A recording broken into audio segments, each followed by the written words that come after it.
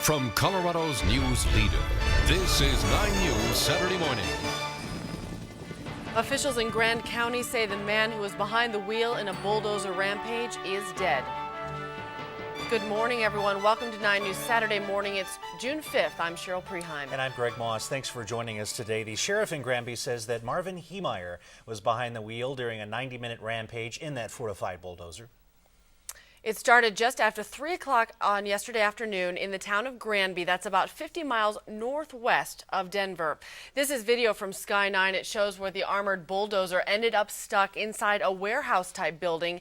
In all, between 10 and 15 buildings were damaged or destroyed, including the town hall, the library, and the newspaper building. Fortunately, no one was hurt. 9 News reporter Chris Vanderveen is live in Granby this morning, and he joins us now. Chris, when did the SWAT team finally get inside that dozer?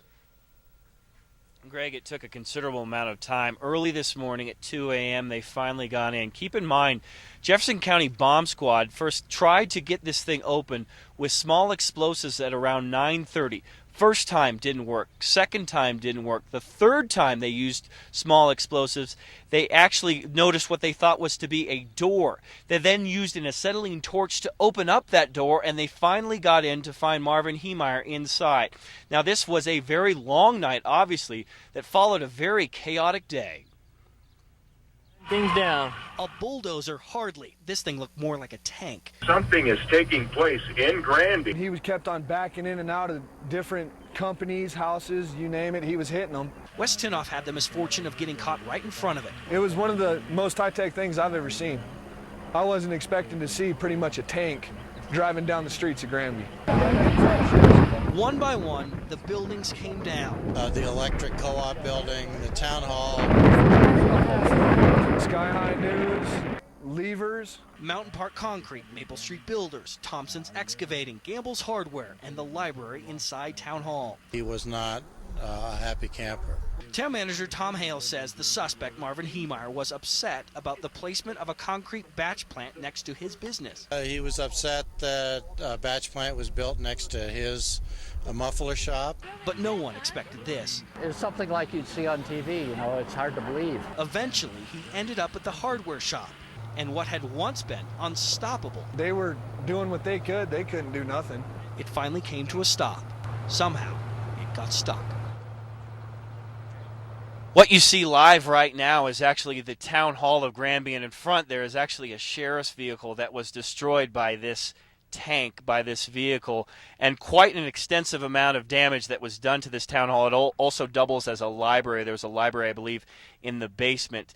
We're told he took about 10 or 15 minutes at this one building alone. It gives you an idea of just how much time he spent at some of these places. Damage, we're told, could be in the millions. They'll have a better assessment of that later on today. And as you can imagine, people are trying to figure out why this may have happened.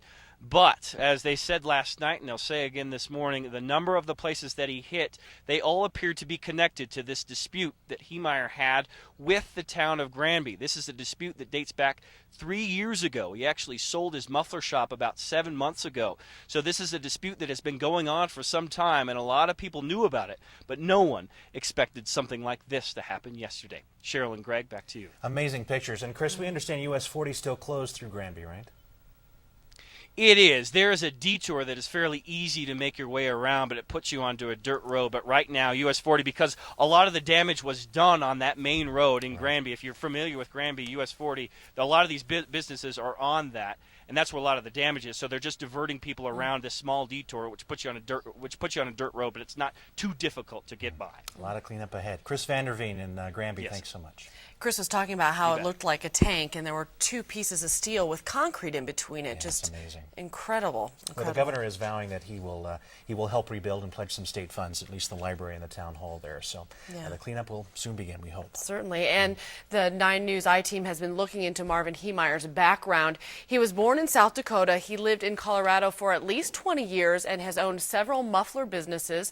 He currently owns Boulder Muffler in Boulder. Heemeyer's friends say he moved to Grand County because he loved snowmobiling.